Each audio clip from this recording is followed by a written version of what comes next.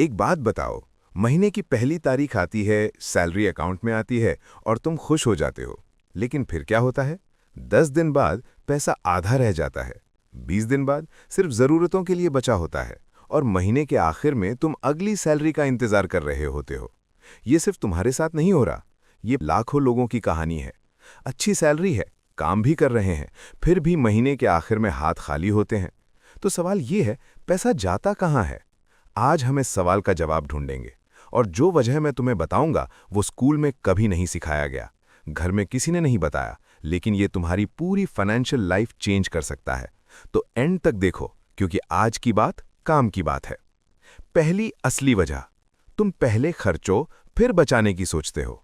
ये सबसे कॉमन और सबसे खतरनाक वजह है। ज्यादातर लोगों का सिस्टम ये होता है, सैलरी आई, बिल पे करो, खाना खाओ, घूमने जाओ, कपड़े खरीदो और जो बचा तो बचाओ, और जो बचता है कुछ नहीं। ये सिस्टम गलत नहीं लगता, क्योंकि हम सब यही करते आए हैं। घर में भी यही देखा, सोसाइटी ने भी यही सिखाया। लेकिन ये सिस्टम तुम्हें हमेशा जीरो पे रखेगा। क्यों? क्योंकि खर्चे हमेशा इनकम तक पहुंच जाते हैं। ये ह्यूमन नेचर है। जितना मिलता है उतना खर्च होता है। तो फिर क्या करना चाहिए? सिस्टम उल्टा करो। सैलरी आते ही सबसे पहले एक फिक्स्ड अमाउंट निकालो और साइड में रख दो। चाहे 5,000 हो, चाहे 2,000 हो, जो भी हो, पहले निकालो। फिर बाकी से जिंदगी चलाओ। इसका नाम है पे योरसेल्फ फर्स्ट। और ये एक रूल नहीं है, ये एक माइंडसेट है, एक कमिटमेंट है खुद से कि मैं अपनी फ्यूचर सेल्फ को पहले पे करूंगा। दूसरी असली वजह, छोटी छोटी चीजें जो तुम काउंट नहीं करते। ये वजह सबसे ज्यादा इग्नोर होती है, लेकिन सबसे ज्यादा पैसा यहां जाता है। सोचो, एक दिन का हिसाब। सुबह चाय और पराठा बाहर से 150 रुपए, ऑफिस जाते वक्त रिक्शा 100 रुपए, दोपहर में बाहर लंच 400 रुपए, शाम को एक छोटी सी क्रेविंग 200 रुपए, रात में कोई ऐप सब्सक्रिप्शन 300 रुपए। एक दिन में टोटल 1150 रुपए, महीने में 34,500 रुपए। और ये वो खर्चे हैं जो तुम्हें याद भी नहीं रहते। किसी ने पूछा कल क्या खर्चे, तो तुम कहोगे कुछ नहीं, तो स्पेशली नहीं किया। लेकिन पैसा गया। ये फिनोमिनन है जिसका नाम इकोनॉमिस्ट्स ने रखा है डेथ बाय 1,000 कट्स। मतलब एक एक छोटी चीज से इतना पैसा जाता है कि एंड में कुछ नहीं बचता। प्रैक्टिकली क्या करो, एक हफ्ते तक सिर्फ एक काम करो। हर खर्चे को नोट करो, फोन में लिखो, डायरी में लिखो, कुछ भी, बस लिखो। वीक के आखिर में देखो, तुम खुद हैरान हो जाओगे कि पैसा कहाँ गया था। तीसरी असली वजह, इमोशनल स्पेंडिंग। ये वजह कोई नहीं बताता। ये थोड़ा पर्सनल है, लेकिन ये सच है। कभी ऐसा हुआ है कि तुम स्ट्रेस्ड थे और खाना ऑर्डर कर लिया। कभी ऐसा हुआ है कि तुम बोर्ड थे और ऑनलाइन शॉपिंग ओपन कर ली। कभी ऐसा हुआ कि आर्ग्यूमेंट हो गया किसी से और बाहर घूमने निकल गए और पैसे खर्च हो गए। ये सब इमोशनल स्पेंडिंग है। हम पैसा तब खर्चा करते हैं जब अंदर से कुछ ठीक नहीं होता। और पैसा खर्चा करना टेम्परेरीली अच्छा लगता है, एक छोटी सी खुशी मिलती है। लेकिन ये खुशी 10 मिनट की होती है और उसकी कीमत होती है ज्यादातर वक्त कई 100 या कई हजार रुपए। साइकोलॉजिस्ट्स इस चीज को कहते हैं रिटेल थेरेपी, मतलब खरीद के दिल का दर्द कम करना। लेकिन ये रियल थेरेपी नहीं है, ये सिर्फ एक और प्रॉब्लम ऐड करना है। क्या करो? जब भी खर्चने का मन करो और वो जरूरत नहीं बल्कि फीलिंग से आ रहा हो, रुको। 24 घंटे रुको। अगर 24 घंटे बाद भी वो चीज चाहिए, शायद जरूरत है। लेकिन ज्यादातर वक्त 24 घंटे में वो फीलिंग चली जाती है और पैसा भी बच जाता है। चौथी असली वजह, सोशल प्रेशर। लोग क्या कहेंगे? दोस्त बाहर गए खाने, तुम भी गए, चाहे अफोर्ड नहीं होता। रिश्तेदार आया, मेहमान नवाजी में हिसाब नहीं रखा, चाहे बाद में टाइट हो गए। शादी में गिफ्ट देना था, पूछ के नहीं दिया कि कितना देना चाहिए, ज्यादा दिया क्योंकि लोग क्या कहेंगे। ये सब सोशल प्रेशर स्पेंडिंग है। और इसमें बुरा कुछ नहीं है, रिश्तेदारी निभाना जरूरी है, दोस्ती जरूरी है। लेकिन एक लाइन होती है, और वो लाइन तब क्रॉस होती है जब तुम अपनी फाइनेंशियल सिक्योरिटी दूसरों की ओपिनियन के लिए सैक्रिफाइस करते हो। एक ऑनेस्ट बात, जो लोग तुम्हारी फाइनेंशियल सिचुएशन को समझते हैं वो कभी फोर्स नहीं करेंगे, और जो फोर्स करते हैं वो तुम्हारे साथ जेन्युइनली नहीं है। क्या करो? एक सिंपल रूल बनाओ अपने लिए। हर महीने एक फिक्स्ड सोशल बजट रखो। जितना उसमें है उतना खर्चो। जब वो खत्म हो, पोलाइटली मना करो। पहले 2 बार मुश्किल लगेगा, फिर हैबिट बन जाएगी। पांचवी असली वजह, कोई बजट नहीं, कोई प्लान नहीं। सोचो, एक बंदा है जो सफर पे निकला है। ना मैप है, ना डेस्टिनेशन है, बस गाड़ी में बैठा है और चल रहा है। वो कहाँ पहुंचेगा? पता नहीं, कहीं भी या कहीं नहीं। तुम्हारा पैसा भी इसी तरह है जब कोई बजट नहीं होता। सैलरी आती है, खर्चा होता है, लेकिन कहाँ जाता है पता नहीं। कितना बचा अंदाजा नहीं, कितना और आएगा होप है। बजट एक बोरिंग वर्ड लगता है। लोग सोचते हैं बजट मतलब पैसा रोक लेना, खुशी खत्म कर लेना। लेकिन एक्चुअली बजट ये है कि तुम खुद डिसाइड करते हो कि तेरा पैसा कहाँ जाएगा।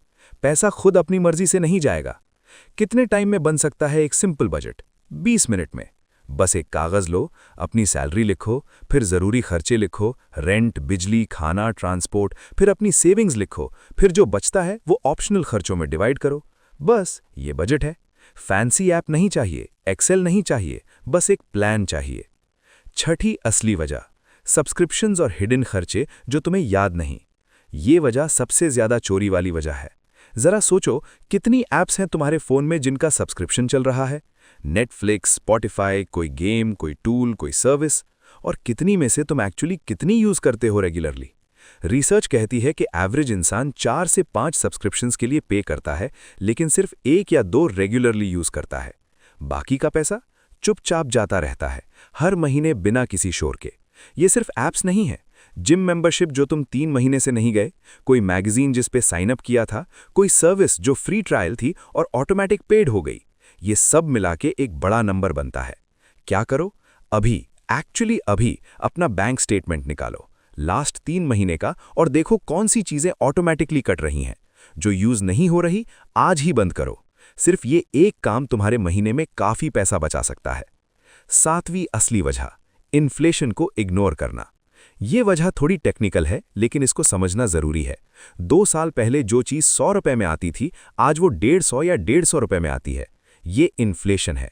लेकिन तुम्हारी सैलरी शायद 10% बढ़ी हो या बिल्कुल नहीं बढ़ी।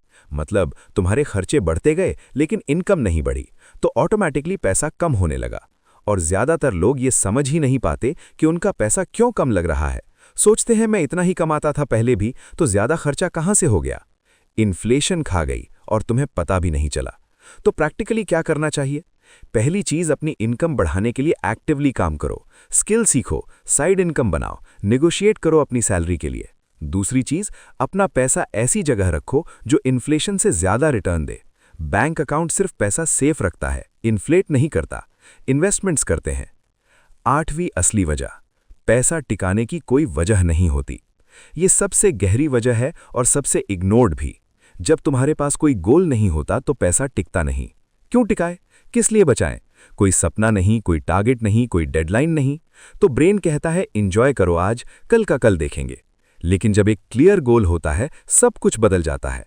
घर खरीदना है 3 साल में, बच्चों की पढ़ाई के लिए फंड बनाना है, अपना कोई काम शुरू करना है। ये गोल्स पैसा टिकाने की वजह देते हैं। और रिसर्च भी यही कहती है, जो लोग स्पेसिफिक फाइनेंशियल गोल्स सेट करते हैं, वो 40% ज्यादा सेव करते हैं उन लोगों के मुकाबले जिनका कोई गोल नहीं होता। 40% सिर्फ एक गोल होने से। आज एक काम करो, एक फाइनेंशियल गोल लिखो, स्पेसिफिक, जैसे 6 महीने में 50,000 बचाने हैं या 1 साल में एक इमरजेंसी फंड बनाना है। बस एक गोल, और देखो कैसे पैसा टिकने लगता है। तो ये थी असली वजहें, पैसा क्यों नहीं टिकता हाथ में। पहली, पहले खर्चो फिर बचाने की सोचो। दूसरी, छोटी चीजें जो काउंट नहीं करते। तीसरी, इमोशनल स्पेंडिंग। चौथी, सोशल प्रेशर। 5वीं, कोई बजट नहीं, कोई प्लान नहीं। 6ठी, हिडन सब्सक्रिप्शंस। 7वीं, इन्फ्लेशन इग्नोर करना। 8वीं, कोई गोल नहीं। इनमें से एक आइडेंटिफाई करो जो तुम्हारे साथ सबसे ज्यादा हो रहा है, सिर्फ एक, और कल से उस पे काम शुरू करो। एक चीज बदलेगी तो बाकी चीजें खुद बदलने लगती हैं। अगर आज की वीडियो ने कुछ सोचने पे मजबूर किया तो लाइक करो, रिच जहन सब्सक्राइब करो और कमेंट में जरूर बताओ इन 8 में से कौन सी वजह तुम्हारी है। तब तक अपना ख्याल रखें। अल्लाह हाफिज।